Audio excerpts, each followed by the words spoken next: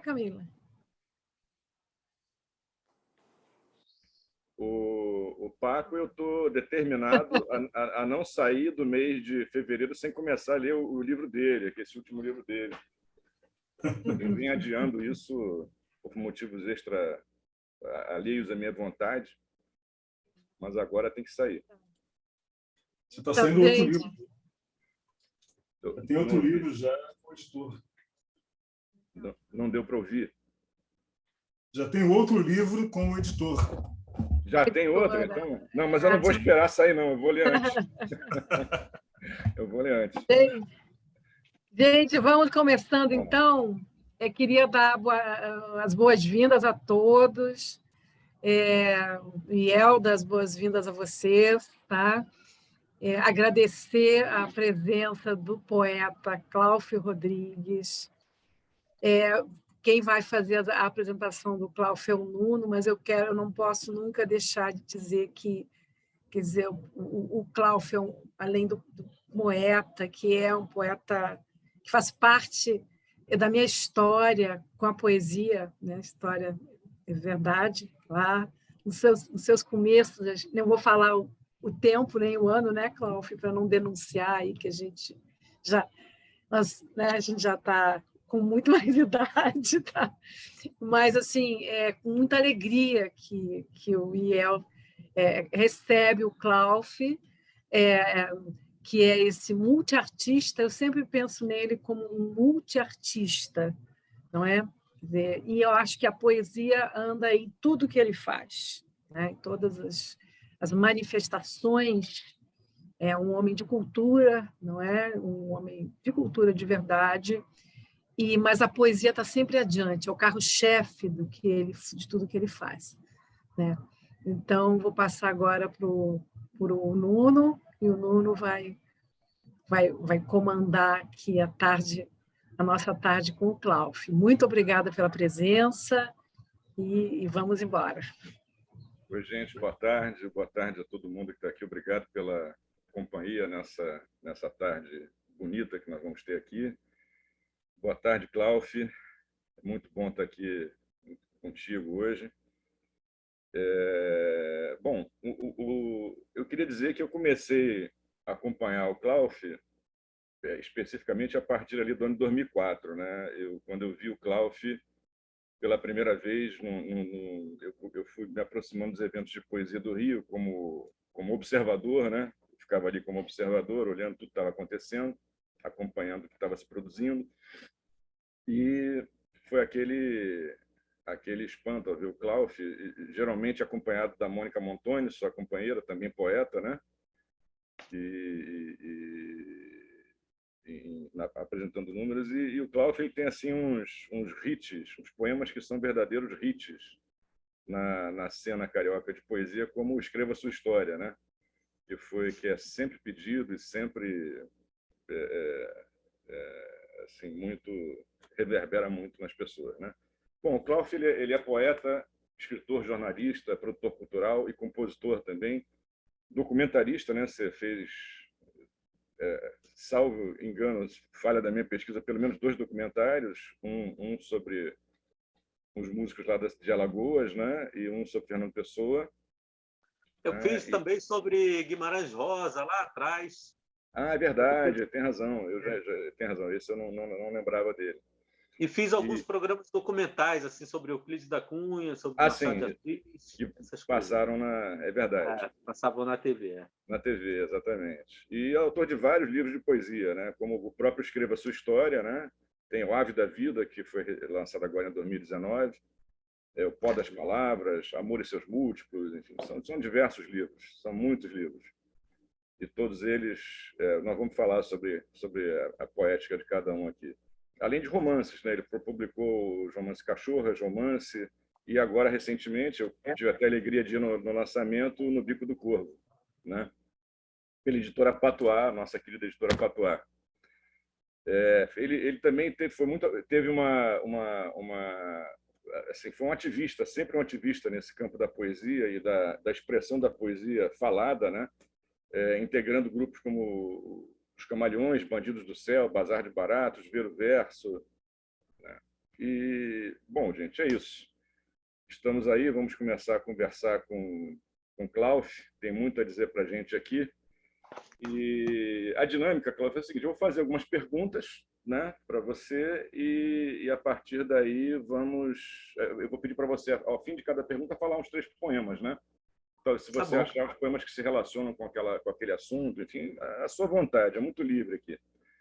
Bom, eu queria que você falasse primeiro da sua aproximação com a poesia, né? Como é que se deu? Como é que foi esse primeiro empuxo? Como é que foi aquele estalo, aquele instante de dizer, olha, eu acho que eu quero fazer isso aqui, eu acho que eu quero ser poeta? Rapaz, isso começou muito cedo, né? Na minha vida.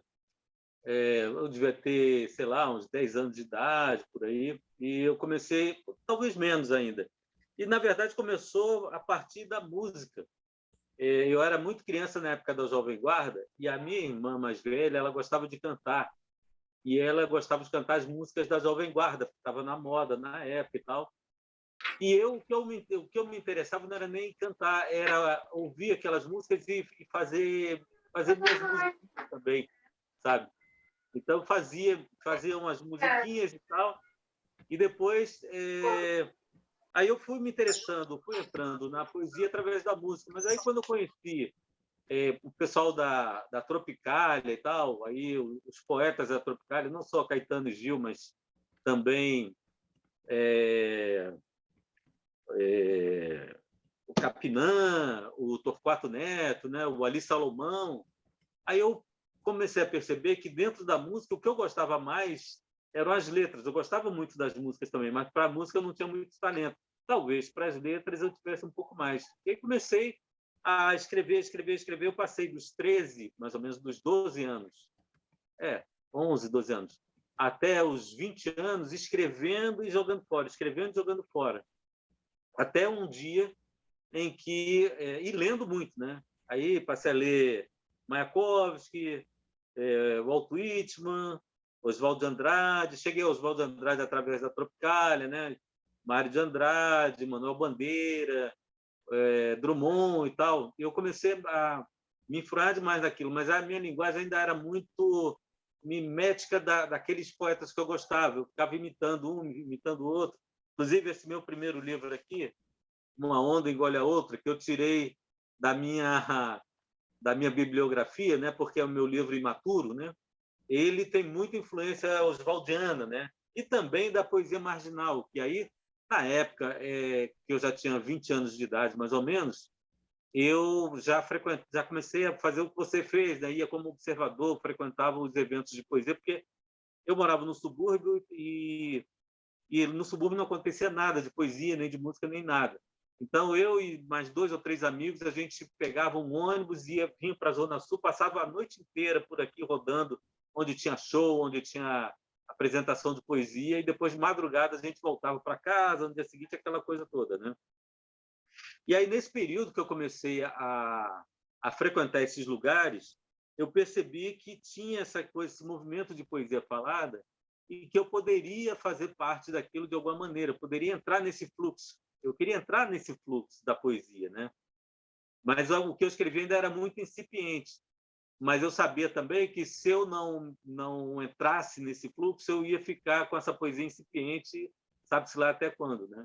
Comecei a ler outros poetas também. Depois que eu publiquei esse livro, Uma Onda Igual a Outra, eu conheci muita gente, passei a fazer parte de grupos de poesia, sempre organizando também, né? Não só fazendo parte, mas organizando, agitando. E aí pronto, aí foi daí que começou, né? E aí eu conheci o poeta Jorge de Lima nesse período, eu tinha 20 anos, 20 e poucos anos, e aí ele me mostrou que a poesia está muito acima, né? Assim, daquilo que eu buscava na poesia naquele momento.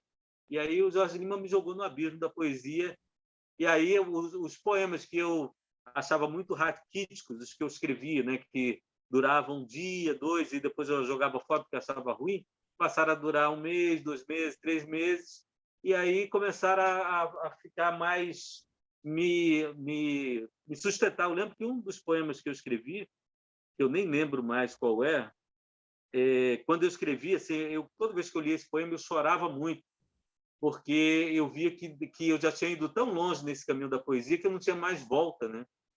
Então, assim, eu já estava jogado na poesia. E aí, daí veio embora, né? A poesia me levou para todo lugar que você possa imaginar e me trouxe até onde eu estou aqui atualmente. Maravilha. Então, tu fala 3 poemas para a gente, Cláudio. Para gente. Então, eu tenho outras questões para Eu vou fazer. falar um poema. Esse eu sei de cor, né? Que esse foi muito falado durante muito tempo. É um dos hits que você diz, né? É um dos meus mais antigos também. Eu ainda morava na casa da minha mãe quando eu escrevi esse poema, que se chama Poesia Não Dá Camisa. Isso era uma coisa que minha mãe falava sempre. Meu filho, para com essa coisa de poesia, vai estudar não sei o quê, vai estudar não sei o que lá. E eu não queria, na verdade, nessa época eu não queria estudar nada. Eu não queria mais nem estudar, eu queria plantar galinha e colher abacaxis em algum lugar, enfim, escrever poesia, né? Mas ela sempre insistiu muito. Vai estudar outra coisa, poesia não dá camisa. Aí, de tanto ela falar isso, um dia eu falei, porra, acho que minha mãe tem razão. Poesia não dá camisa. Eu acho que isso dá um poema. Aí escrevi um poema. E eu vou dizer para vocês agora o poema, que fala assim: se todas as mulheres do mundo tivessem 1/3 do teu perfume, Deus morreria de ciúmes dos homens. Porque aí não haveria mais eternidade, paraíso, essas paisagens do amanhã. Existiria apenas o teu sorriso de hortelã refrescando a minha boca encharcada de saliva. Poesia não dá camisa, mas o poeta, quando tem uma musa, não precisa de blusa, vive de brisa. Esse foi um dos primeiros poemas assim. Aí vou lembrar também um poema que já foi da época dos Camalhões. Camalhões é um grupo de 1984, né? Eu tive vários grupos antes dos Camalhões e passei um período de 81 até 83, mais ou menos, completamente afastado, até 84, completamente afastado do movimento de poesia, meio achando tudo muito... Não era aquilo que eu queria, não era aquilo que eu queria. Estava uma poesia muito performática para o meu gosto. Ou seja, para mim, assim, a poesia se utilizava de outras artes para aparecer, digamos assim, né? Para ter uma vitrine, mas chegou um momento que a poesia começou a servir a outras artes, não mais a própria poesia. Era tudo muito performático. E eu me afastei. E aí, quando a gente veio com os Camalhões, que era eu, o Pedro Bial e o Luiz Petri, a gente já pensou em fazer um negócio completamente diferente. Vai ser só leitura de poesia, assim, não vai ter música, não vai ter teatro, não vai ter adereços, não tem cenário, não tem nada disso, é só poesia. E parece que era aquilo que as pessoas estavam querendo naquele momento, porque aí o grupo fez um grande sucesso, começou a atrair, porque era uma coisa que a poesia marginal não conseguiu transpor, né? Que era a coisa do grande público, ficava muito entre os próprios poetas, a poesia, né? E com os Camalhões a gente conseguiu atrair um público muito maior. Os lugares que a gente fazia apresentações sempre ficavam lotados e mais uma lotação do lado de fora, né? Era um movimento muito forte e dali assim a poesia me jogou pro alto, né? E aí nessa época eu escrevi um poema que é outro desses, né, que são os hits, né? Que está dentro dessa categoria dos hits. Eu também lembro de cor até hoje.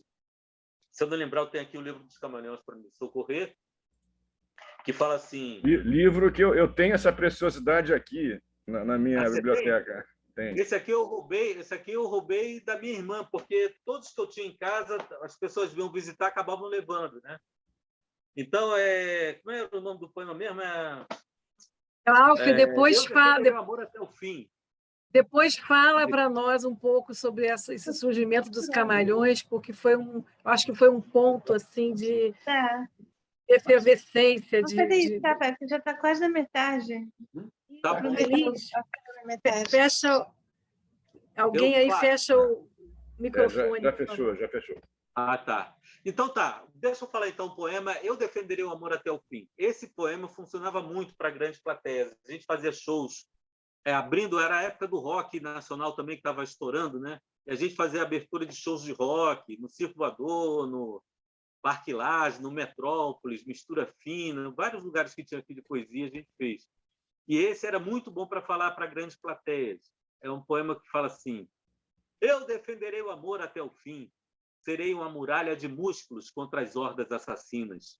Os senhores da alma tentarão comprar a minha, mas eles podem apontar 100.000 canhões contra o meu peito. Nada feito. eu defenderei o amor até o fim. Pegarei em armas, combaterei com meus versos até nos confins do universo sem fim. Ficarei rouco, perderei para sempre a minha voz, mas 1 milhão de sóis falarão por mim. E mesmo que os deuses me abandonem, mesmo com o coração corroído por uma paixão cupim, mesmo assim, eu defenderei o amor até o fim. Esse era um poema bastante conhecido na época. E foi assim, os Camaleões surgiram assim, né? Assim, foi meio por acaso, porque eu, o Petri e o Bial, a gente trabalhava como jornalistas na Globo, que ficava ali no Jardim Botânico. E ali perto tinha um bar chamado Bar Botanique, que a gente almoçava, às vezes jantava. Era meio um bar que a gente começou virou meio bar da gente, onde a gente ia beber, né? De vez em quando. Tinha um bom balcão, essas coisas, né? E aí um dia a Cecília Petralha, que era a dona do bar, a gente foi lá almoçar, estava eu e Bial, fomos almoçar lá. Aí ela chegou para mim e falou assim: eu sei que vocês gostam de poesia, nós estamos fazendo aqui uns encontros poéticos, né? Uma coisa assim, a nova dicção poética, era o título, né? Aí a gente falou assim: ué, e quem é a nova dicção poética? Ela falou assim: Ferreira Goulart, Marilda Pedroso, eles vão se apresentar aqui semana que vem.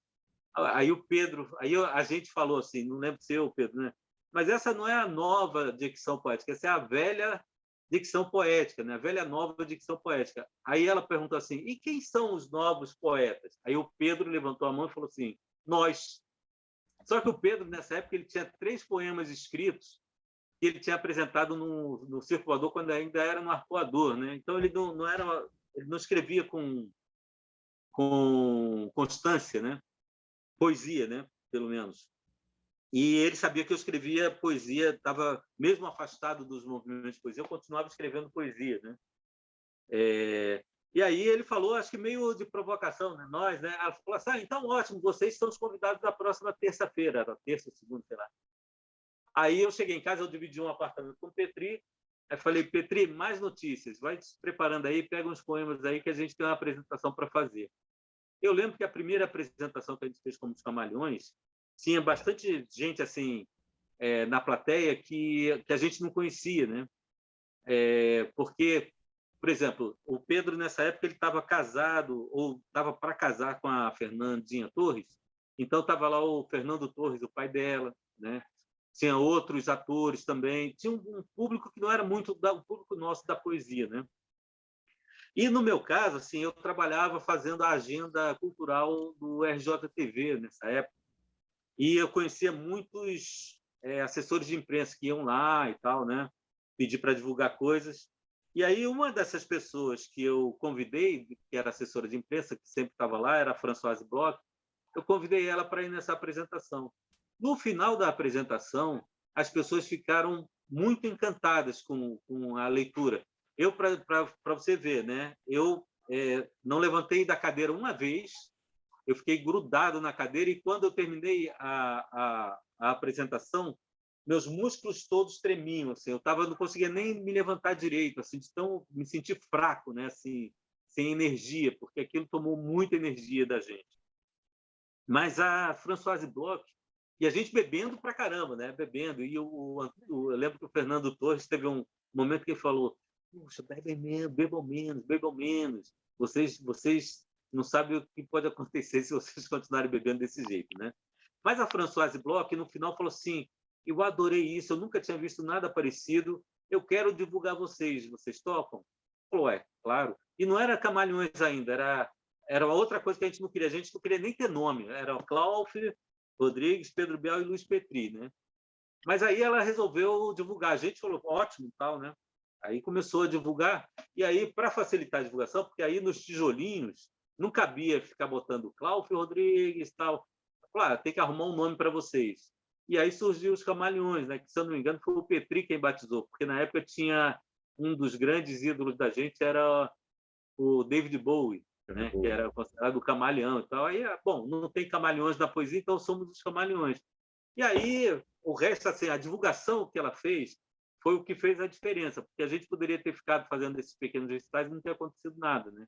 Mas a coisa da divulgação chegou num público que não sabia que isso existia, nem que existia antes, e um público que nem sabia o que era direito de poesia, né? Porque tinha o Drummond, tinha o Manuel Bandeira, mas não tinha muito uma cultura de poesia assim para o grande público, né? E aí, pronto, ela passou a divulgar, começou a sair matérias grandes, aí começou a lotar. Todo lugar que a gente ia, lotava. Gente para caramba. Aí, vários poetas que estavam também inativos, como a gente, até pouco tempo, voltaram à atividade também, voltaram a fazer recitais de poesia. E aí começou um grande movimento de recital de poesia, ao ponto de que a gente chegou... Tinha um programa chamado Choque na TV Manchete da época, né?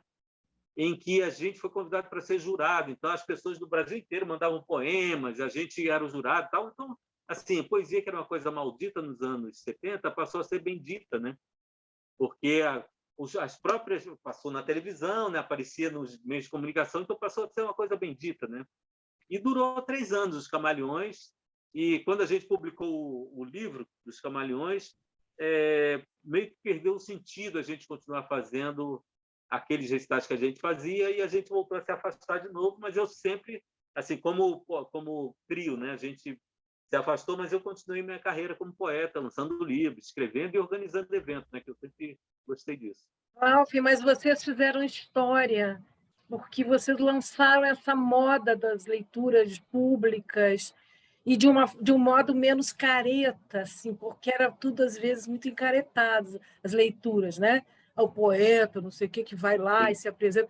E vocês desencaretaram, eu achava Era maravilhoso. performático, né? Tinha uma coisa de performance. Nossa, deu, sabe, outra cara para a poesia, assim. Não, e a bem da verdade, assim, nos anos 70, alguns grupos já faziam, a gente já fazia, né, meio esse tipo de apresentação, mesmo o Cairo, o Tanus, todo mundo fazia. Mas eu acho que o que fez a diferença mesmo foi essa... Como era tudo muito performático, né? Porque as coisas têm um ciclo, né? Você começa lendo sentado, você fica de pé, depois você começa a acrescentar coisas e vai embora. Daqui a pouco, aquilo fecha um ciclo e você tem que voltar ao básico, né? Que é o texto escrito e tal. Então, a gente meio que fez uma ligação. Na verdade, acho que o valor maior da gente foi esse, ter feito uma ligação entre a poesia marginal, que era completamente fora da história da literatura, né? Foi uma coisa que surgiu até contra a literatura oficial, as editoras e tal, mas a gente trouxe esse tipo de leitura e de apresentação e de performance para a tradição poética, né? Assim, a gente meio que ligou uma coisa com a outra, né? Assim, dois mundos que não se tocavam, a gente meio que uniu ali. Eu acho que isso foi uma coisa assim, e mais do que isso, trouxe para um grande público. Então, essa foi a diferença. Mas esse é mérito da Françoise Bloch. Bom, fala 3 poemas para a gente aí, Klaus. Da época dos Camaleões, eu já falei um, né? Se eu ver... e depois disso aí, bom, assim, dentro da linha da minha poesia, né? Eu publiquei um livro chamado Borboletas Não Dão Lucro, já em 90, e que, para mim, assim, meio que esgotou um filão que eu tinha, uma linha de poesia, meio que me esgotou também, né? Assim, eu cheguei a um ponto que acho que outros poetas passam por isso também. Você explora tanto um veio, né, que ele esgota, né? E eu me sentia completamente esgotado nessa época. Eu precisava reinventar minha poesia e não percebia que, para isso, eu precisava me reinventar também, né? Ou seja, eu precisava me expor mais, essa é a verdade, né? E eu escrevia sempre na primeira pessoa. Então, esse livro, Poemas para Flauta e Vértebra, ele foi um divisor para mim, porque nesse livro eu comecei a escrever assim, de uma maneira mais universal, né? Então, desse livro aqui... Escreva a sua história dele, né? Oi? Escreva a sua história, acho que é dele, né? Pois é, Escreva Sua História. Então, vou começar com Escreva Sua História, que eu sei de cor, né?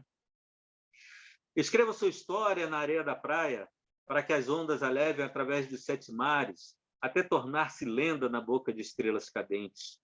Conte sua história ao vento, cante-a nos bares para os rudes marujos, aqueles cujos olhos são para os sujos, sem brilho. Escreva no asfalto, com sangue, grite bem alto a sua história, antes que ela seja varrida na manhã seguinte pelos garis. Abra o peito na direção dos canhões, derrube os muros de Berlim, destrua as catedrais de Paris. Defenda a sua palavra. A vida não vale nada se você não tem uma boa história para contar. Esse poema eu escrevi muito em cima daquela imagem do estudante na Praça Celestial de Pequim, ele contra o canhão vindo na direção dele, né? Então, aquela imagem que me suscitou esse poema. Ele foi escrito Então, aproveita, Cláudio, desculpe interromper, mas só para não perder esse fio. Conta a história da conclusão desse poema, de um verso que você mudou 10 anos depois. Ah, sim. Exatamente esse verso que falava de Pequim, e até eu cortei ele, né? Assim, dos tanques, né? E ele, assim, na verdade, é um poema que eu passei uns 10 anos, me incomodava ali, porque tinha uma quebra de ritmo, né? Me incomodava. Então, assim, não vai dar para ver aqui, mas eu vou pegar um novo aqui, escreva essa história. Deixa eu ver se eu acho aqui o poema novo. Nossa, às vezes é difícil achar as coisas, viu? Vou achar aqui, peraí. Está perto. Não, aqui já passou. Esse poema tinha esses versos, né? Que eu não gostava. Até depois o Pedro fez aquele filtro solar e ele manteve esse verso também. Ele acrescentou o que eu tinha acrescentado e manteve o verso que eu tinha cortado, né? Mas ele acabou, foi no dia, acho que fazendo uma leitura desse poema, o verso novo que fala: derrube os muros de Berlim em vez de suba nos tanques de Pequim. Era esse o verso. Suba nos tanques de Pequim é um verso péssimo, né? Suba é uma palavra feia de falar, né? E aí virou derrube os muros de Berlim, porque logo depois veio a queda do muro de Berlim também, né? Então o poema ficou... Aí eu publiquei esse poema 10 anos depois, para poder recuperar, para poder estabelecer a nova versão dele. Mas isso eu faço com todos os meus poemas. Toda vez que um poema que eu acho muito bom, eu mexo nele depois, eu dou um jeito de publicar ele mais adiante, para ele ficar estabelecido, né? Então, com esse poema aconteceu isso. Legal. Tinha um outro, nessa época, que era Cueca Furada, por exemplo, né? Que é um poema meio Manuel Bandeira, talvez, que fala assim: quando sai a negócios, ponho camisa de seda, gravata francesa, sapatos italianos, calças de linho e um ponto de exclamação na testa. Por baixo, meias e cuecas furadas, e o coração em festa. Roubo da paisagem um sorriso idiota para impressionar os homens de negócios. Escondo na cueca furada a gargalhada dos ossos. Esse é um outro. Mais um desse? Mais um desse? Mais um. Ah, tem um aqui, ele é um pouco grande, mas pode ser, né? Pode, claro. É um outro poema que eu falei esse poema muitas vezes por aí. Eu só nunca consegui decorá-lo totalmente. Então, vou ler para vocês. Esse poema eu escrevi escrevi ele em 89, se eu não me engano, às vésperas do nascimento do meu primeiro filho, Diego, né? E, assim, é um poema que até hoje ele é atual, então eu vou ler para vocês. Chama-se Um Filho Me Espera, Folhas dos Olhos da Relva. Parte 1. Um filho me espera em Cana... Vou de novo. Espera aí, só beber um pouquinho d'água. Um filho me espera em cada sinal luminoso. Ele tem olhos grandes e acesos como sóis, e o rosto sem nome ressecado de poeira e cola.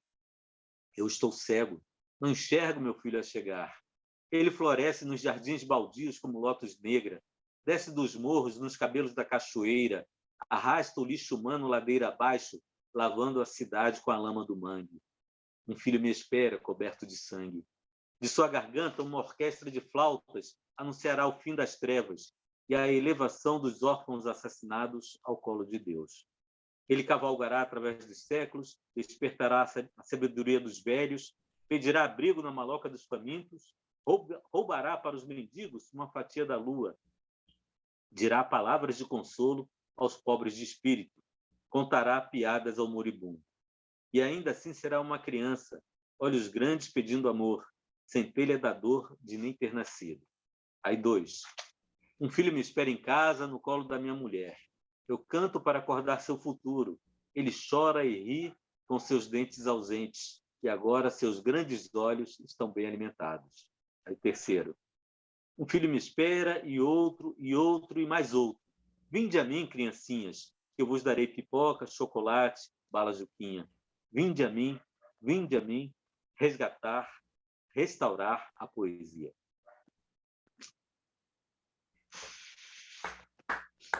Maravilha. Eita. Rapaz, você tem uma...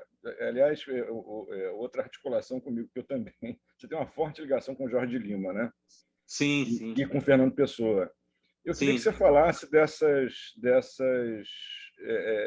de que maneira a obra dessas pessoas conversaram contigo e foram formando esse caldo, né, que derivou no seu poema, nos seus poemas, né? Como é que você conversou assim ao longo dos anos com essas pessoas?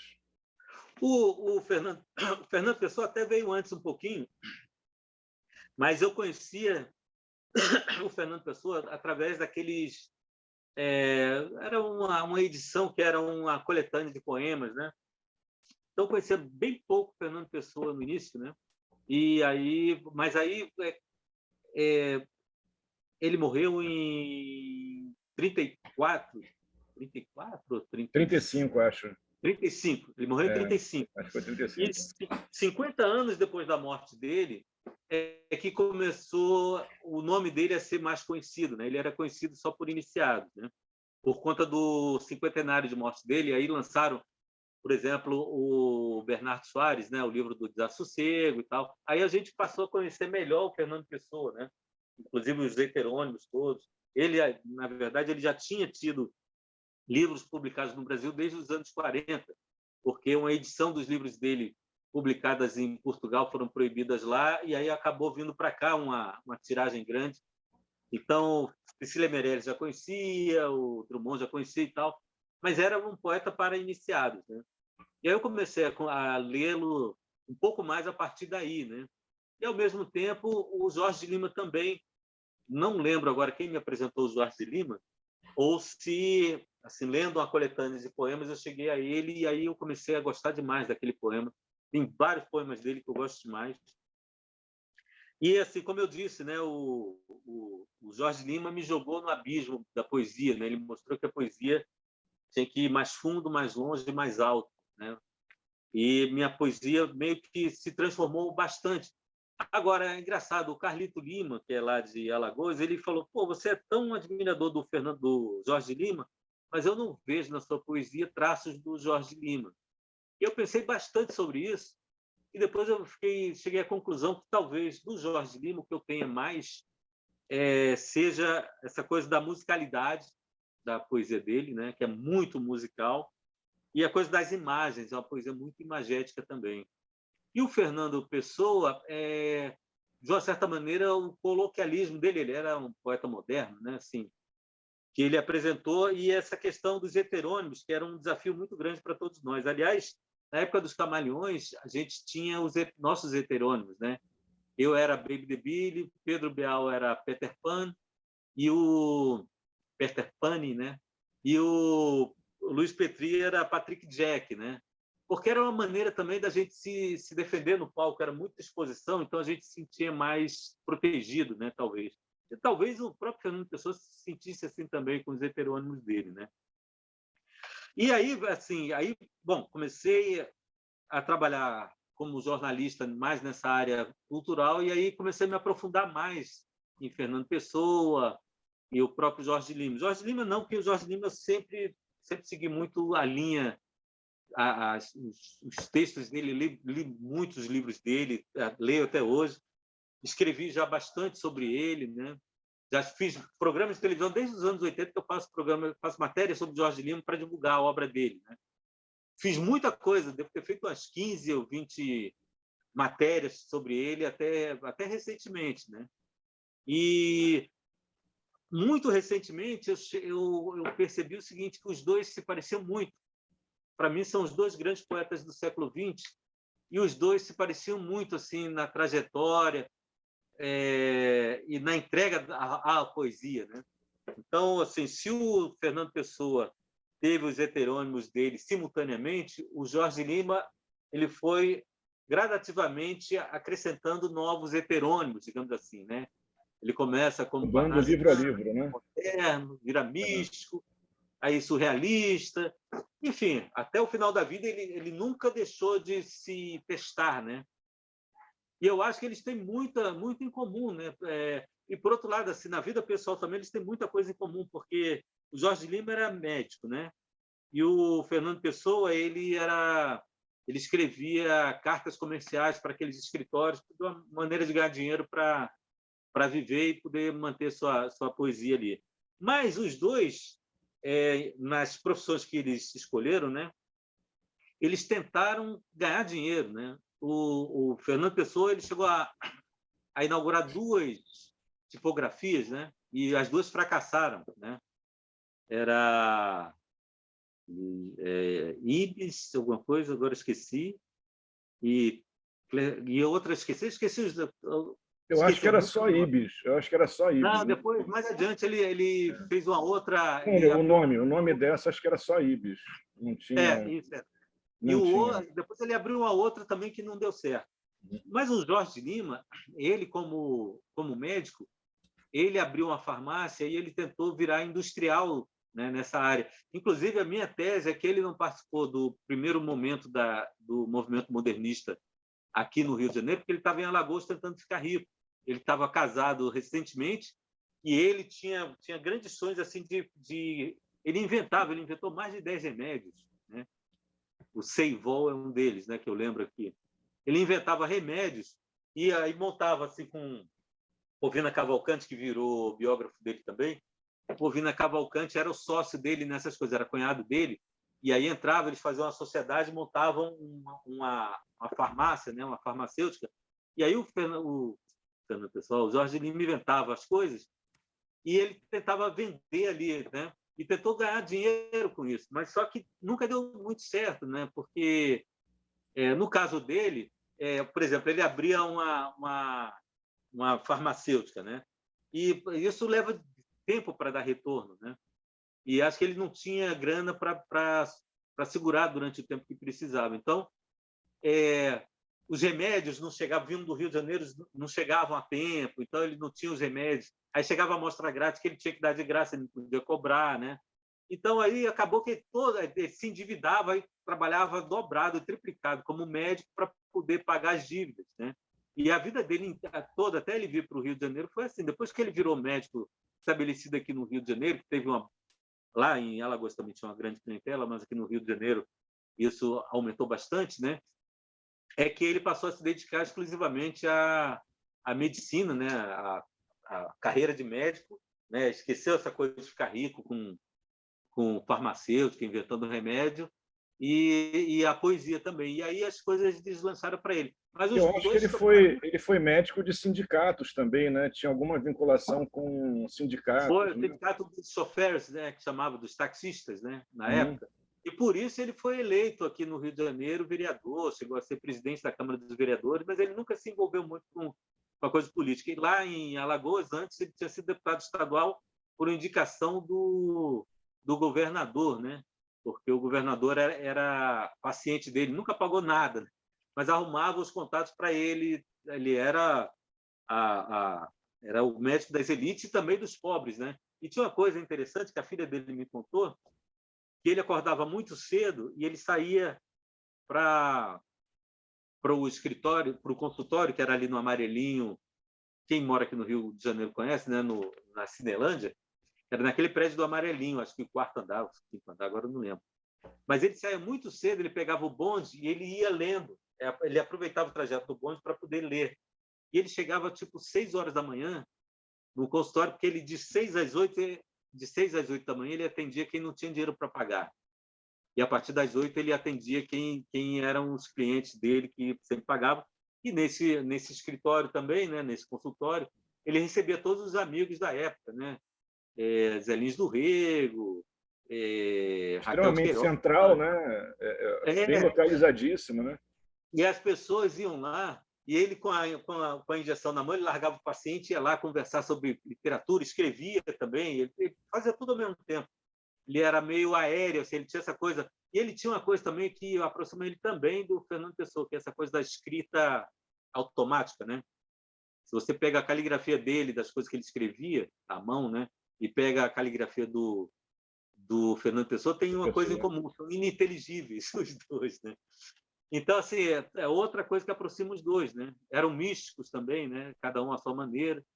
Então, assim, eu acho que são as dois grandes poetas do século XX, deixaram grandes obras, inclusive lá em Portugal e França também, Espanha, na Europa em geral. Ele é o Invenção de Orfeu é considerado um grande livro de poesia do século XX, né? A Invenção de Orfeu é do Jorge Luiz. Você nunca pensou em escrever uma biografia dele? Você Olha, eu quero... Sabe o que eu quero fazer? Eu vou confessar para você. Eu quero escrever um filme de Tem ficção. mais gente ouvindo a confissão, viu? Eu sei, não vou entregar tudo, não. Eu quero fazer um filme de ficção contando esse momento da história do Jorge de Lima, em que ele se torna um grande poeta, inclusive o príncipe dos poetas das Alagoas, e se torna um grande médico. Isso aconteceu ao mesmo tempo. E se casa também.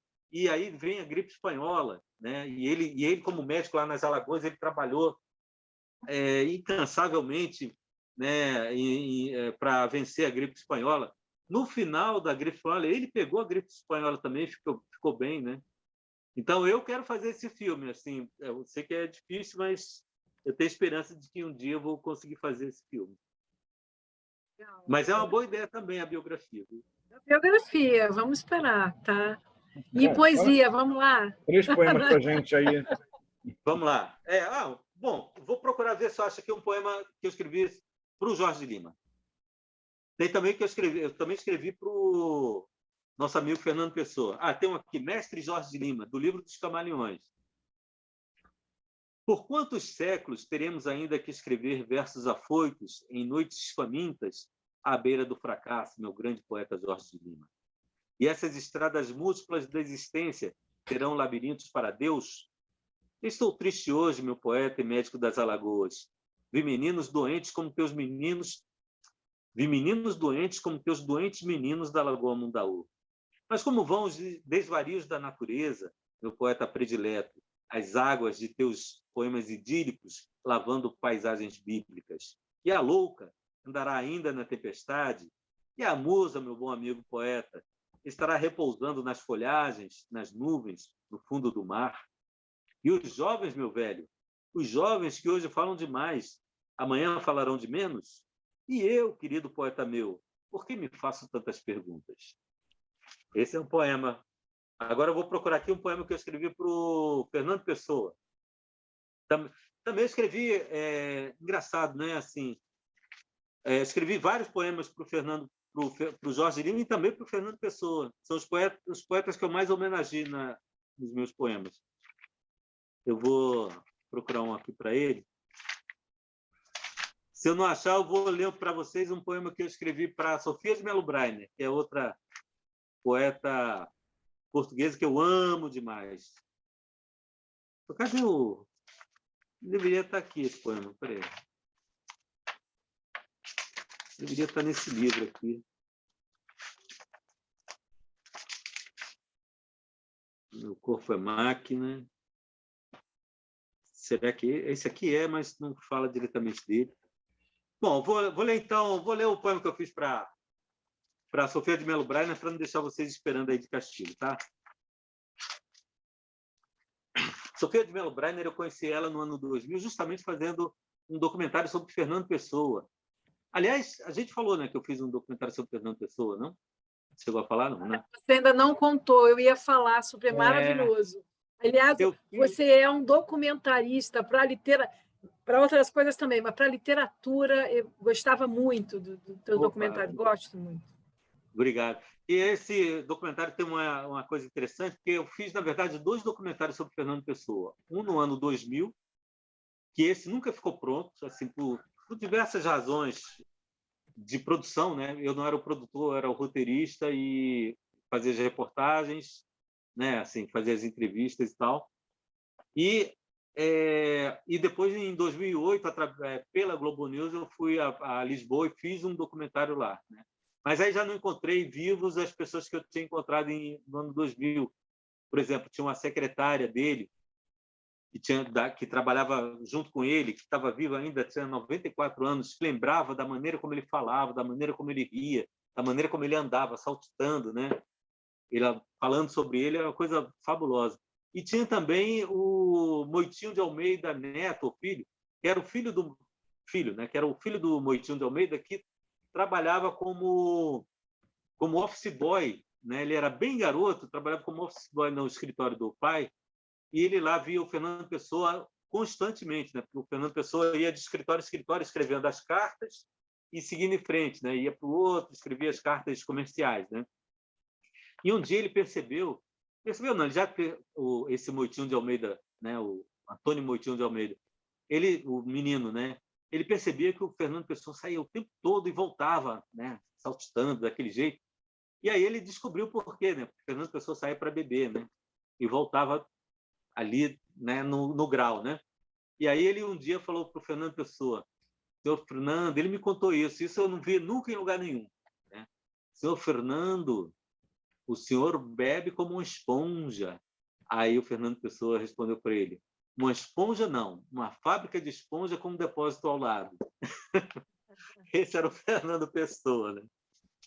Mas nesse ano 2000, eu conheci por acaso a Sofia de Mello Breiner, que ela não estava no melhor momento da saúde dela já, né? Ela tinha 82 anos, se não me engano. E eu sabia que ela não ia me dar entrevista, né? Aliás, eu consegui entrevistar o Eugênio de Andrade, para esse documentário, consegui entrevistar um monte de gente, mas eu sabia que ela não ia me dar entrevista. Mas um dia, andando na rua, eu andando assim numa direção, aí eu vejo aquela senhorinha vindo em outra direção, eu não conhecia ela, assim, na idade em que ela estava, né? Com 82 anos. Eu tinha livros dela, ela com fotos bem mais jovem. E eu olhei para ela e reconheci a Sofia de Mello Breiner ali, né? E ela parou em frente a um edifício para entrar, e justamente a gente se encontrou, na verdade, em frente à casa dela. Eu vindo do lado da rua, ela vindo do outro, a gente se encontrou no meio. Aí eu perguntei: a senhora é a Sofia de Mello Breiner? Ele falou assim: sou o senhor. E o senhor quem é? Eu falei: eu sou um poeta do Rio de Janeiro, estou aqui e tal, não sei o quê.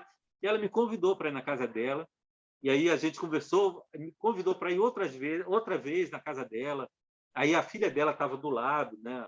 A filha dela que é professora de literatura, e eu fiquei muito nervoso nesse dia. E nessa segunda vez eu levei um livro que eu tenho dela. Eu tinha comprado lá em Portugal as obras completas dela em 3 volumes. E no volume 2 tinha uma foto dela, ela com uns 40 anos de idade, ela muito bonita, né?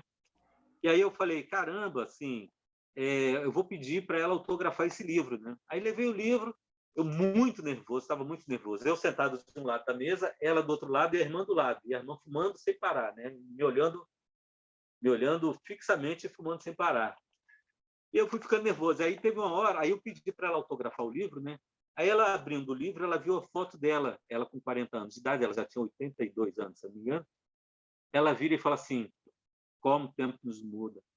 Aí eu não entendi nada, né? Eu falei: caramba, o que ela falou que eu não entendi, né? Aí eu falei: desculpa, eu não entendi o que a senhora falou, a senhora pode repetir?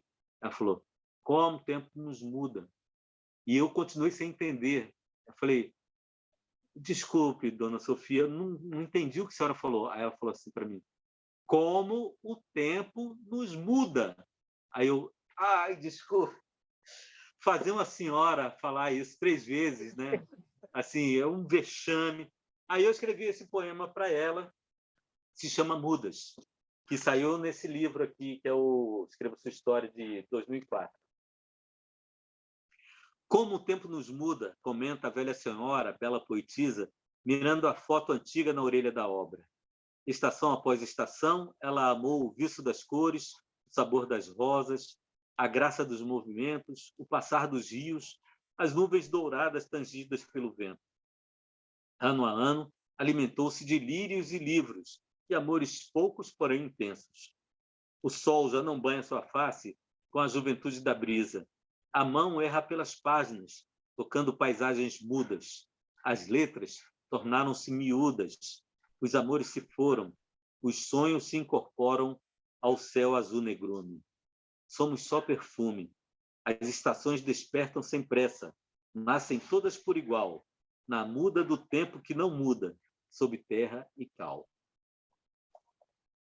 Aí depois eu escrevi um acróstico para ela também. Eu escrevi um acróstico para ela e deixei por baixo da porta dela, porque depois eu não consegui mais contato com ela.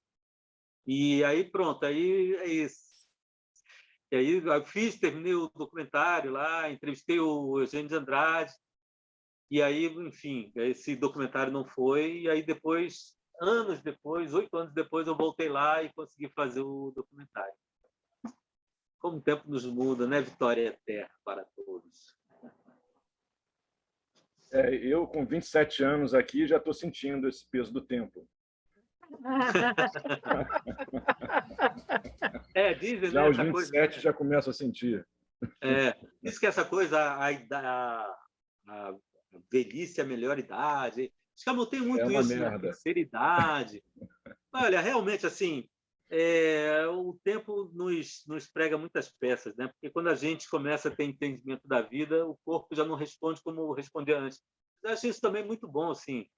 Eu, fisicamente, durante dos 40 aos 60 anos, eu estou com 65, eu me senti muito mais jovem, em termos, até biologicamente, do que quando eu tinha de 20 a 30 anos, que eu tinha medo de tudo, eu era super travado em tudo, né?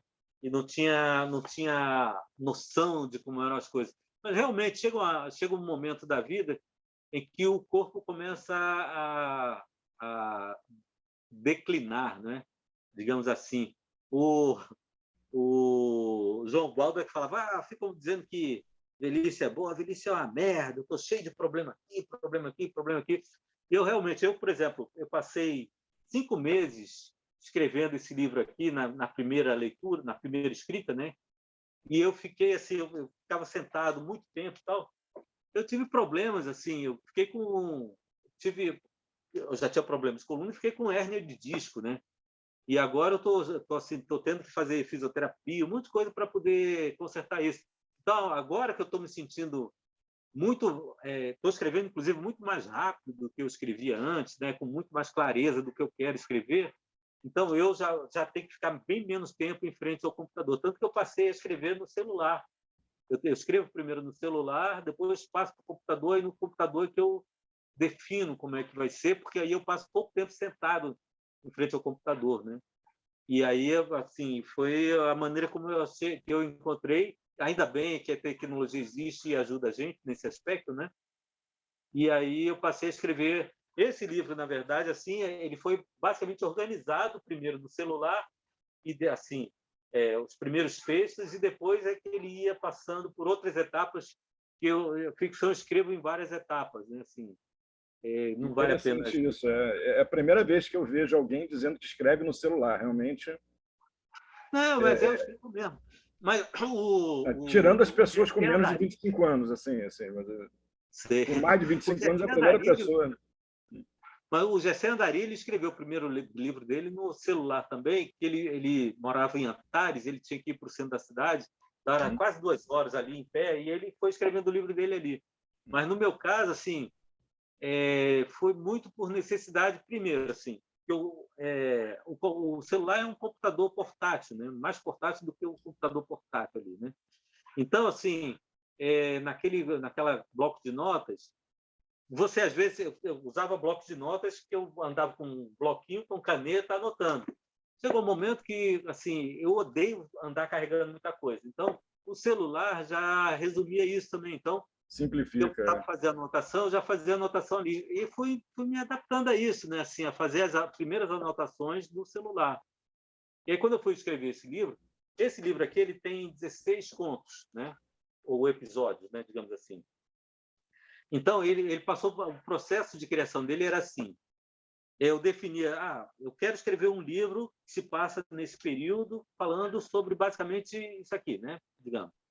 Então, assim, que histórias eu quero contar aqui? Aí, quero contar essa história, quero contar essa história, essa história e essa história. Pô, já tem 4 histórias para contar. Eu imaginava que com 12 contos eu teria um livro de contos, né? Aí, bom, essas 4 histórias, aí eu começava a desenvolver essas 4 histórias, né? Uma andava mais à frente, outra andava mais atrás e tal. Enquanto essas histórias começavam a andar, eu ia tendo ideia de outras histórias que eu queria escrever. E elas começavam nesse processo de início, né? Enquanto as outras já estavam lá adiante, né? E o livro inteiro eu escrevi assim. Só que essas últimas versões já eram no computador, né? As primeiras versões de cada história, né? A definição dos personagens, como começa, até onde vai a história, isso eu fui fazendo no celular. E aí depois eu passava já com a história um pouco delineada, né? Quando eu sentia que já havia uma história ali, só precisava trabalhar ela, aí eu passava para o computador e escrevia no computador, né? É um processo diferente da poesia, né? Porque assim, eu costumo Completamente, dizer que poesia, assim como música, né? Poesia é um acontecimento, né? Vem, às vezes eu tenho muitas músicas, eu faço muitas músicas dormindo. Poemas que eu faço dormindo geralmente não prestam, quando acordo não são boas, mas as músicas são boas porque são estranhas, são um pouco diferentes, né? Mas eu costumo dizer que a poesia e a música são acontecimentos, né? Assim, ela existe ou não existe, assim, ou acontece ou não acontece. E no momento em que acontece, às vezes você vai e você, claro que aí você precisa desenvolver, precisa melhorar. Às vezes você passa 10 anos escrevendo um poema, mas ele existe ali naquele momento, assim, na hora que ele surge, ele existe. O livro de contos, ou de prosa em geral, é diferente, é uma construção. Você tem que ter disciplina, você tem que ter tempo para aquilo, você tem que ter um tipo de dedicação que é completamente diferente da poesia. Aliás, sobre isso, eu vou dizer mais um poema, posso? Opa. Não, fale logo 3, que aí depois eu tenho uma outra questão para te perguntar. Fale logo 3. Para exemplificar essa coisa do poesia é um acontecimento, né? Um dia eu morava ainda no Jardim Botânico, isso já tem tempo. Aí eu parei num boteco, né, para comer alguma coisa, um salgadinho, uma coisa assim. E aí na minha cabeça veio um verso ou uma frase, né? Amor é doença. Aí eu falei, porra, amor é doença, isso é forte, isso dá um poema. Eu vou chegar em casa depois vou escrever o poema. Só que eu levei uns 3 meses que eu tentava escrever esse poema de todo jeito e ele parecia uma caixa fechada que eu não conseguia entrar. Só assim, amor é doença. Eu não saía disso. Eu botava. Você estava no computador, já usava computador nessa época. Sentava no computador para escrever e não saía o poema. E aí um dia, como é que esse poema ele surgiu, né? Ele se fez, né? Quando, assim, de vez em quando na minha cabeça, fazendo outras coisas, vinha o verso, amor é doença. E aí um dia veio, amor é doença, dança. Aí eu, opa, peguei o poema, né? Aí eu escrevi esse poema rapidinho, né? Depois desse tempo todo. E o poema ficou assim, porque ele surgiu a partir da sonoridade, né? Ele, na verdade, ele tinha algo que eu queria dizer, mas eu não sabia como dizer o que eu queria dizer, né? É um poema, aliás, que a ideia do poema veio de um outro poeta que eu amo muito, que é o Walt Whitman, né? Markov também é outro desses que eu amo demais. E aí é um poema que ele fala num verso que ele quando eu vejo um casal de velhinhos que viveu a vida inteira e tal, não sei o quê, e olha, eu não sinto inveja dos empresários, dos generais e tal, mas eu sinto inveja daquele casal, né? Basicamente é isso que fala o poema. Aí eu escrevi esse poema, e aí fala assim: amor é doença, dança, crença, mudança. Quando você menos pensa, já está dançado, levado como criança no rodopio de um redemoinho. E mesmo cansado se lança, febril e fabril, faz do outro usina e ninho. Amor é esperança, experiência, aliança, resiste a qualquer sentença, ameaça ou penitência, a idade que avança, a recompensa de grilhões e chibata. Não há dor que o amor não vença, apenas a indiferença o mata. E aí eu consegui fazer o poema. Mande mais coisa aí para a gente, que eu queria te fazer uma outra questão depois, talvez mudando um pouco o rumo da prosa. Eu vou falar outro poema que saiu nesse Amor e Seus Múltiplos, né? Um livro que eu lancei pela Record. Um outro que surgiu também da sonoridade é um poema chamado Quero Quero. Fala assim: eu estava escrevendo nesse período, é engraçado isso, eu vou até citar isso. Eu estava fazendo aquele documentário sobre o Guimarães Rosa, Os Nomes do Rosa, e eu tinha passado 10 dias lá no Alto Sertão Mineiro e voltei muito embebido de toda aquela linguagem do Guimarães Rosa. E mais do que isso, eu era até então um ser absolutamente urbano. E aquele período, eu tinha uns 40 anos mais ou menos, é a época também que a gente começa a voltar para as coisas da terra, né? As coisas essenciais. Eu que tinha horror a fazendas, a qualquer coisa assim, eu passei a me interessar muito pela vida rural, né? E aí eu inclusive escrevi uma série de poemas para esse livro, O Amor e Seus Múltiplos, uma série de poemas sobre bichos.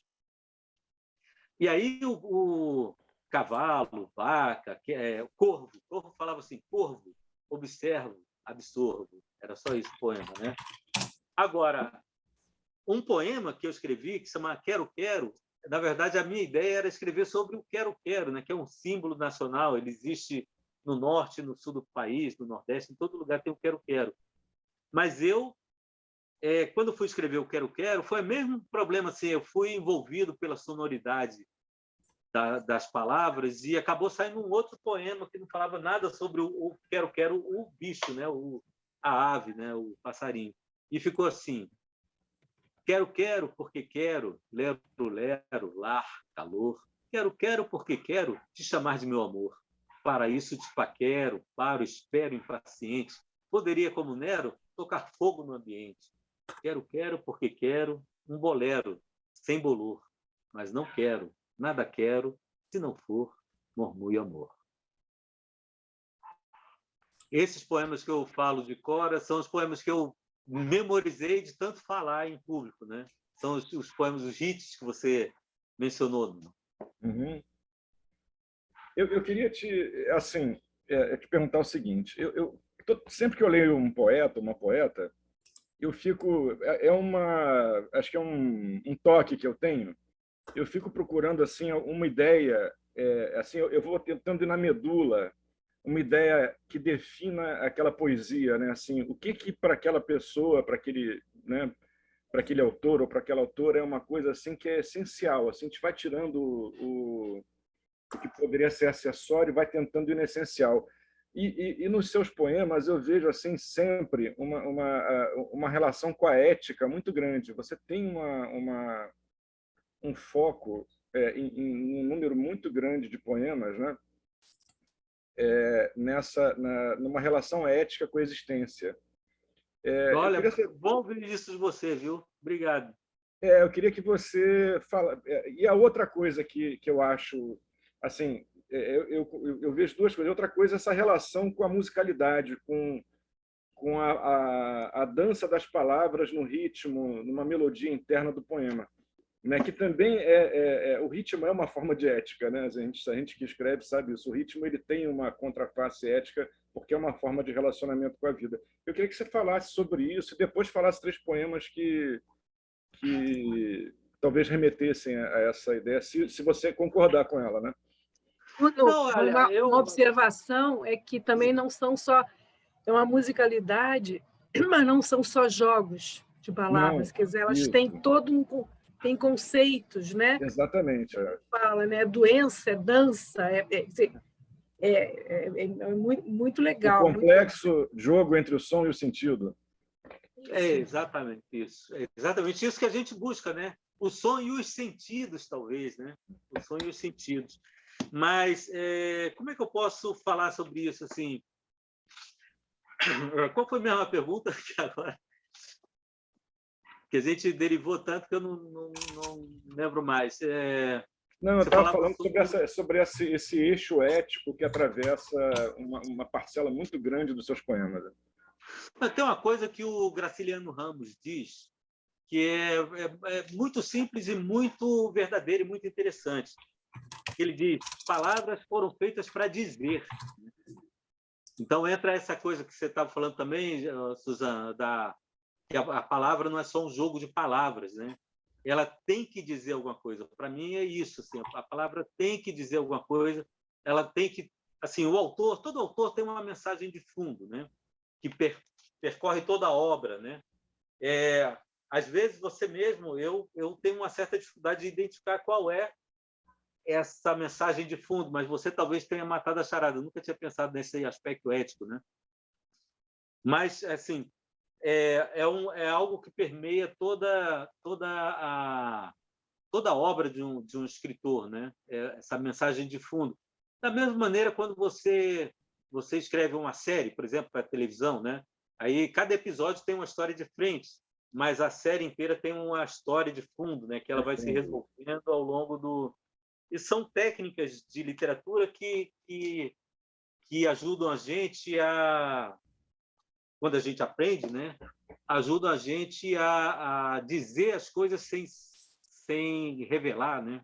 Pois é muito esse jogo de dizer escondendo e esconder dizendo, né? E essa textura toda da poesia, eu acho que a gente busca sempre isso, sim. Como eu vou dizer tudo isso, escondendo tudo isso, né? Para que alguns vejam por aqui, outros vejam por ali. Eu, por exemplo, quando eu escrevo, eu tenho uma grande preocupação. Eu escrevo não só para mim, mas escrevo para as pessoas, né? E especialmente para as pessoas que possam ter um tipo de sensibilidade próxima à minha, né? Então, assim, quando eu escrevo, eu tenho uma preocupação de criar várias camadas de leitura para que, desde a pessoa analfabeta, né? Mesmo que ela esteja ouvindo o poema só, ela não consiga ler, ela está ouvindo o poema, ela usufrua de alguma coisa daquele poema. Até o sujeito mais culto, né? Que possa tirar dali referências, diálogos com outras épocas, com outros autores e tal. Então, toda a minha poesia e a prosa também, ela tem essa preocupação de falar universalmente, mas em várias camadas, né? Uma pessoa, por exemplo, que queira que se interessa só por uma... eu quero ler uma história para distrair minha cabeça. Ela vai ler esse livro, ela vai ter essa história para distrair a cabeça. Mas a pessoa que se interessa por linguagem, ela vai descobrir várias coisas aqui. As pessoas que se interessam por jogos, né? Eu considero a literatura um pouco um jogo que você propõe ao leitor, né? Ela vai achar várias pistas aqui de leitura também. Então, assim, eu acho que eu meio que inconscientemente eu fui buscando esse caminho, né? De dizer as coisas para várias pessoas, mas em camadas que pudessem ser absorvidas por diferentes pessoas, né? Eu não saberia exemplificar isso de outra maneira. Mas enquanto você fala alguma coisa, eu vou procurar um poema que possa dizer sobre isso, né? Por exemplo, eu vou ler um poema chamado Enchente, que é um poema curtinho desse Pó das Palavras. Sou metade de tudo que já me aconteceu. A outra metade se perdeu. Assim vou sendo sempre metade, a transbordar de vida nova a cada enchente. Eu sou a minha cidade, juntando os cacos, acidente após acidente. Isso foi a maneira que eu encontrei. Teve uma grande enchente em Friburgo há alguns anos, e agora a gente está vivendo isso em Petrópolis. Né? E eu me senti muito... Eu tenho uma ligação muito forte com o jornalismo nesse aspecto. Assim, a minha poesia é muito alimentada da realidade visível, digamos assim. Né? Existem várias realidades. Né? Mas aí eu queria escrever um poema, estava muito tocado por isso, mas, ao mesmo tempo, assim, se eu escrevesse um poema sobre aquele evento que aconteceu, talvez eu estivesse fazendo uma peça jornalística e não um poema, né? Então, aqui nesse poema, por exemplo, eu estou falando disso, mas estou falando de várias outras coisas. É um poema curto, né? Estou falando disso, mas estou falando de várias outras coisas, né? Outro poema também que eu gosto muito, que acho que agora vamos ver se eu vou conseguir achar. E é outro poema curto, que se chama Floresta. Esse aqui, ele, na verdade, ele se intitulava Todo Poema, mas eu mudei o título para Floresta quando o saudoso Tiago de Mello, encontrei com ele uma vez, ele falou: adoro esse poema seu aqui e tal, que fala esse todo poema grita e tal, não sei o quê. E aí eu rebatizei ele de Floresta em homenagem ao Tiago de Mello. Mas ele, na verdade, ele era a floresta desde o início. Assim, se você ouvir o poema agora, você vai concordar comigo. O poema fala assim: todo poema grita, cada palavra é um pedido de socorro na gruta infinita da boca. E há um adeus em qualquer sílaba, uma floresta em festa queimando dentro de nós. Então, eu acho que essa... Não sei se eu respondi a sua pergunta, né? Mas eu acho que tem essa coisa da musicalidade e da ética mesmo em todos os poemas que eu escrevo, em toda a minha literatura, acho que tem um pouco disso, né?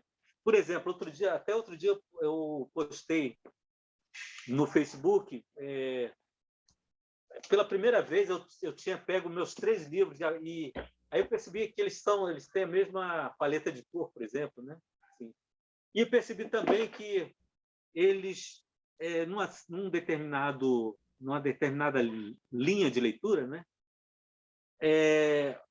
O romance, ele fala de uma coisa que era uma preocupação muito forte para mim naquela época, que eu escrevi entre 97 e 2000, mais ou menos, que era esse embate entre marketing e poesia, né?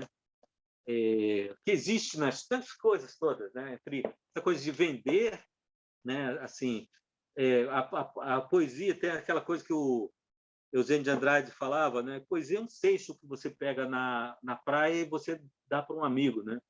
E o marketing não tem nada disso. E era uma época que o marketing começou a avançar muito em cima da poesia, né?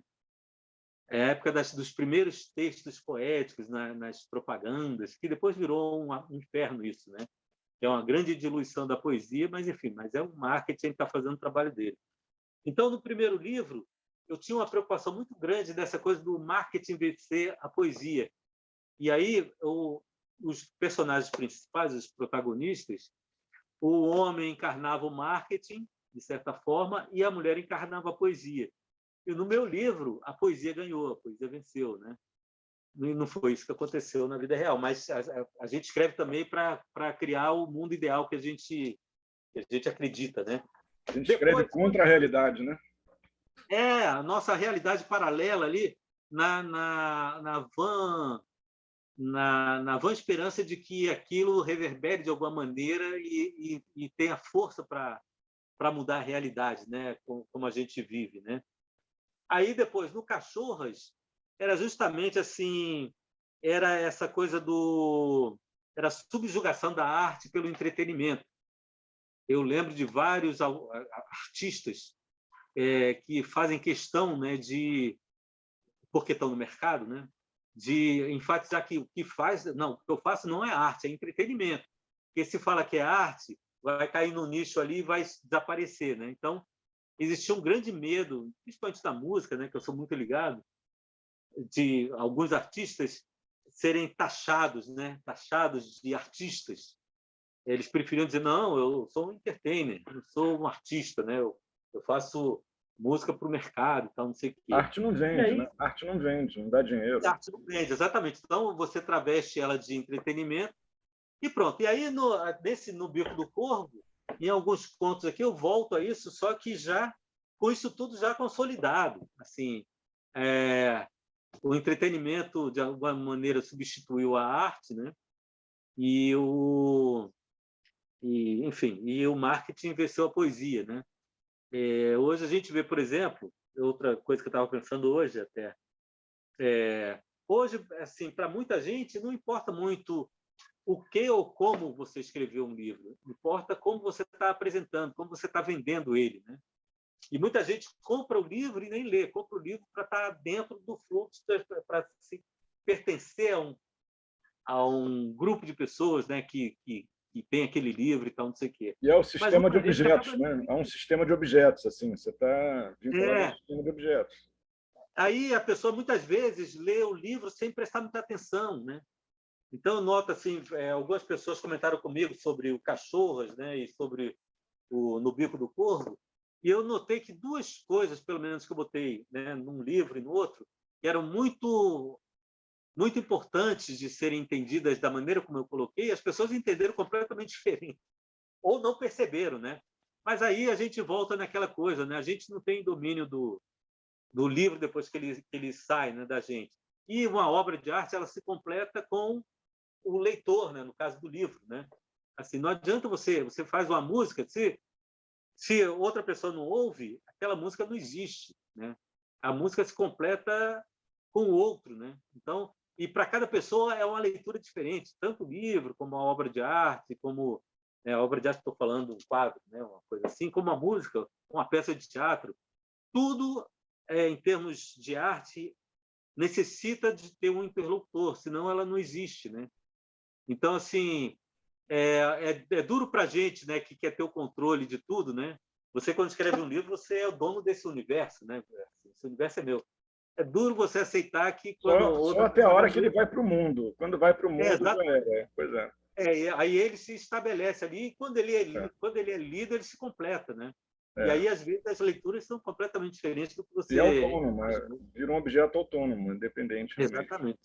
Mas olha só, Porque assim, eu aquela tenho coisa, uma. né, que você falava sobre o Fernando Pessoa, esse é meu poeta, né? Assim, porque a leitura daquele poeta é aquela, né? Então, você se apropria daquela poesia, daquela prosa e daquele autor, muitas vezes, né? O meu Fernando Pessoa, o meu Jorge de Lima, né? Isso aí. Bom, eu tenho uma difícil missão agora, que é dizer que nós estamos chegando quase ao final, né, uma dura e Pena, triste né? missão, Tá tão né? bom.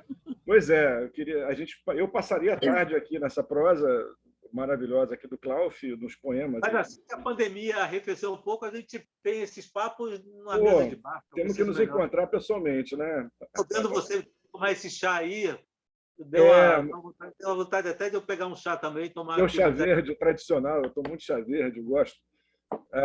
Eu queria assim fazer uma última questão, pedir para você falar 3 poemas, e aí a partir disso eu passo para a Suzana, que vai, né, fazer o encerramento. A questão é a seguinte: você começou lá, assim, no momento de fechamento político, né?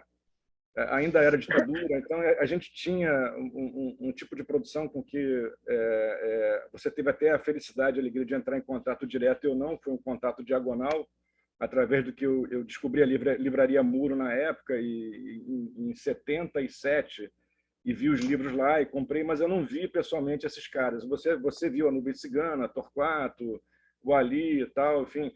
Existia uma efervescência intelectual e política, né, dessa turma, que Muito. você entrou em contato e, de algum modo, participou dela, já começou a produzir, a interagir e tal. E hoje a gente está num momento, assim, politicamente parecido, assim, uma espécie de repetição numa comédia tosca, né? Daquele momento, como se a história tivesse um gonzo aqui, tivesse um rebatimento. Eu queria perguntar como é que você está vendo esse momento, como é que você vê a poesia interagindo com esse momento, como é que a sua poesia se relaciona com esse momento, e que você, por fim, lesse 3 novos poemas, e aí eu passo para a Suzana fazer o encerramento. Tá bom. Deixa eu ver como é que eu posso dizer assim. Por exemplo, quando nos anos 70, né, tinha uma repressão política muito forte, mas os poetas, por não terem grande alcance, eles não eram muito visados, né? Eram mais o pessoal da música, do teatro, né, que era do cinema, que era mais visado. Então o pessoal da poesia pôde florescer mais. E era um movimento lindo, Nuno, que era coisa assim, era um movimento nacional, não era só Rio de Janeiro, São Paulo. Era o Brasil inteiro tinha esse movimento da poesia mimeógrafo, todo mundo escrevendo e publicando seus próprios poemas, né? E a gente se correspondia por cartas. Eu mandava carta para o Rio Grande do Norte, do Rio Grande do Sul para cá e tal. Conhecia as pessoas. De São Paulo tinha um grupo chamado Sangue Novo, tinha a Reca Polete, tinha o Tuxê. Enfim, tinha muita gente mesmo fazendo poesia. E era uma coisa muito efervescente, né? E muito da rua. A gente vivia muito na rua, né? E outra coisa que era muito legal, que todo mundo lia os poemas de todo mundo, né? Porque como todos estávamos começando, né? E não tínhamos grandes tradições de leitores de poesia, né? Todos sendo muito criados na rua. Então nós éramos nossos críticos, né? Então era uma troca muito intensa e foi muito importante naquela época. Eu percebo que hoje eu digo de uns anos para cá, Isso não é mais tão constante, né? Essa coisa da troca de leituras, né? Mas eu noto uma coisa muito parecida com o que havia naquele período lá, por exemplo, quando começou os Camaleões, né? Que a palavra ela estava muito desgastada, né? Como diz o Jean de Andrade, as palavras estão gastas, né? As palavras estavam gastas. E aí e hoje as palavras estão gastas também. As pessoas falam o que querem aí. Essa coisa de fake news é isso, né? As palavras não valem mais para nada. As palavras são como prostitutas que assim, quem dá mais, ela serve a quem a interesses muito escusos, né? Sempre foi assim, mas hoje está muito escancarado, né? São períodos da história que a apropriação, né, da linguagem pela classe política também é um dos aspectos assim. Hoje a gente vê, por exemplo, que toda a nossa vida está tomada pela política. Existe pouco espaço para você conversar sobre arte, sobre cultura, porque a política está tão urgente, né? Assim, está tudo tão ruim e tem tantos charlatães aí, tantos políticos falcatrua, né? Que tomaram o lugar dos atores, dos artistas, né? Fazendo péssima arte, que é o que esses caras fazem aí, né? Esse Bolsonaro, o que ele é? Ele é um péssimo artista, né? Ele é um palhaço de péssima qualidade. Então, assim, e vai tirando o emprego dos palhaços, né? Porque aí você fica discutindo o que o palhaço presidente está falando, você não discute o que os palhaços de verdade estão falando, né? Então, assim, é tudo muito... a palavra não vale muita coisa. Nesses momentos é que a poesia ressurge, sabe? Porque a poesia tem essa coisa, tem a força da palavra, a verdade, né, da palavra ali, pela palavra poética ser tão ambígua, ela guarda uma verdade que é incorruptível, né, digamos assim. Então, assim, para superar esse momento que a gente está vivendo, eu acho que só mesmo com a poesia que vai superar isso tudo, a poesia que vai mostrar para a gente o caminho para superar tudo que a gente está vivendo hoje. Quer que eu leia um poema, né? Três poemas. Três. Poemas. Vou ler do Ave da Vida, que é o meu mais recente, é de 2019. Esse livro, eu mal tive chance de lançá-lo, que aí logo veio a pandemia. Fiz o lançamento dele aqui em novembro de 2019, né? Saiu pela editora Coralina, que é lá de uma cidadezinha do Rio Grande do Sul. Acho que em Caxias do Sul, se não me engano. Não é tão cidadezinha, não, né? Eu digo cidadezinha porque é interior. Então, nesse livro aqui, eu publiquei poemas que eu estava escrevendo já nos últimos 5, 6 anos por aí, né? E é impressionante como eu ultimamente não, né? Sempre, mas ultimamente, cada vez mais, eu escrevo muito sobre a realidade vivida, né? Com tudo que ela representa, tudo que ela inclui, né? E aí eu escrevi um poema, eu abro inclusive o livro com esse poema chamado Sobreviventes. Somos todos sobreviventes, náufragos de auroras e poentes, e depois de tantos naufrágios, aqui estamos, perdidos e ilhados, mas ainda temos a vida para trás e pela frente. Somos todos sobreviventes desde o primeiro ato, muito antes do fato de estarmos agora à deriva. Sobrevivemos à fase curumim, às épocas duras, às fases obscuras, às ditaduras, aos livros ruins. Sob o fino sol de abril, o taciturno gentil transita pelas ruas, carregando sobre as costas nuas o peso de passados tão presentes. Uns carentes, outros contentes. Somos todos sobreviventes. Aí um outro agora, que vou ler o Tiroteio. Tiroteio eu fiz em homenagem... Todo mundo já fez uma paródia daquele poema do Drummond, né? No Meio do Caminho. Aí eu escrevi um poema paródia, só que ele foge um pouco da paródia, fica só aproveita a sonoridade, né? E foge do resto. Chama-se Tiroteio. No meio do caminho tinha um tiroteio. Tinha um tiroteio no meio do caminho. No meio do tiroteio tinha um caminho. Tinha um caminho no meio do tiroteio. Tinha um meio no tiroteio do caminho. Um caminho do meio no tiroteio tinha. No meio caminho do tiroteio tinha um. E agora, Para terminar, vou ler o Babaquianas. Escrevi o Babaquianas meio de brincadeira e depois ele ganhou um corpo aqui mais bacana, né? Então, Babaquianas, número 1. Chegou a hora da verdade, o dia da lisura, o mês da decência. Como você se declara? Violão ou violência? Babaquianas, número 2. Tudo tem um preço, nada tem valor. Se amor é entrega, anote meu endereço, por favor. Babaquianas, número 3. Já fui um caso perdido, espécie de cão sem dono. Era vírus, virei ministro. Viva o espírito republicano. E Babaquianas, número 4. Eu te odeio tanto, dinheiro. Vou te amar... Vou ler todo de novo. Babaquianas, número 4.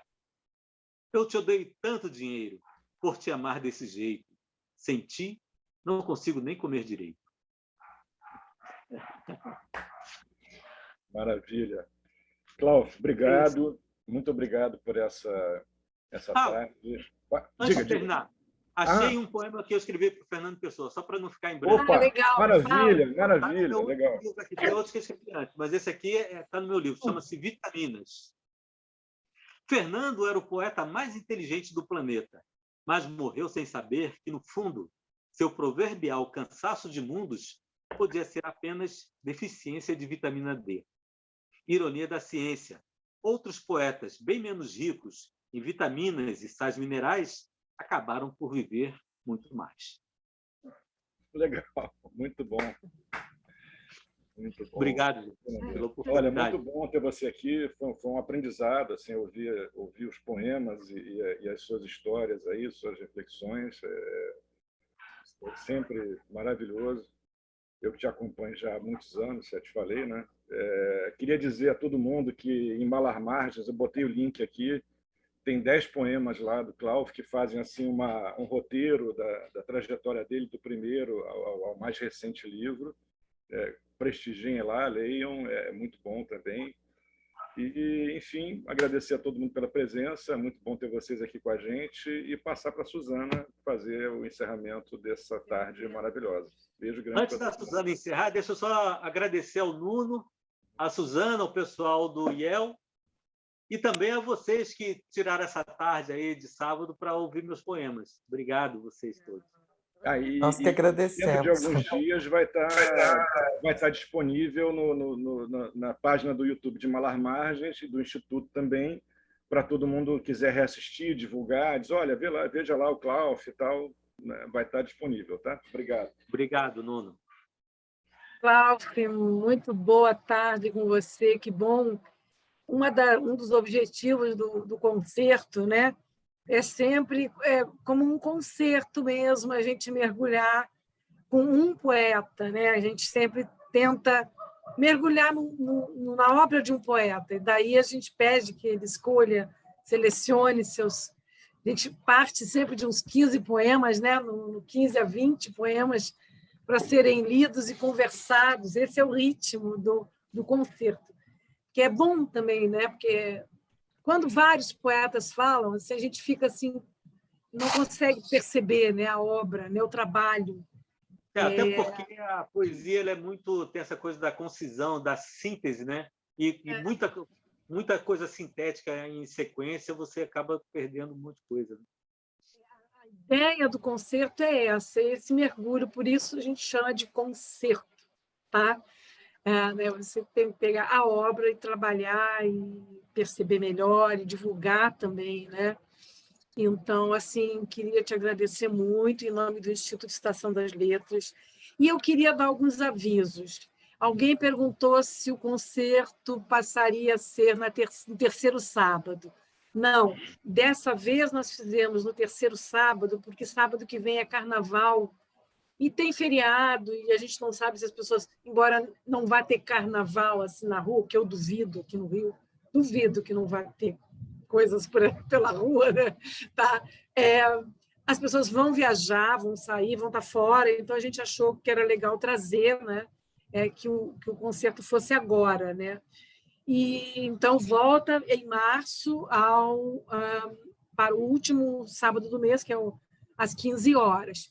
E eu queria aproveitar essa ocasião, que nós estamos aqui reunidos e tal, para falar para vocês que o Instituto Estação das Letras está lançando as suas formações literárias. Então, ao longo desses 27 anos, já vamos fazer, né? Em abril, completamos 27 anos, a estação resolveu lançar as formações, achamos que gostamos da gente, quer dizer, o objetivo era dar uma organicidade e uma organicidade à nossa programação, que ela é constante, com várias oficinas em vários gêneros. E a formação literária para escritores e formação literária para mediadores de leitura tem o objetivo de dar às pessoas que querem entender melhor o universo da literatura, né, dar um pouco mais de informação dentro de uma certa formação, porque um escritor, a gente não forma um escritor. Né? Se formasse o diploma, chegava na editora, o cara, diante de um diploma, publicava ele. Não é assim. Né?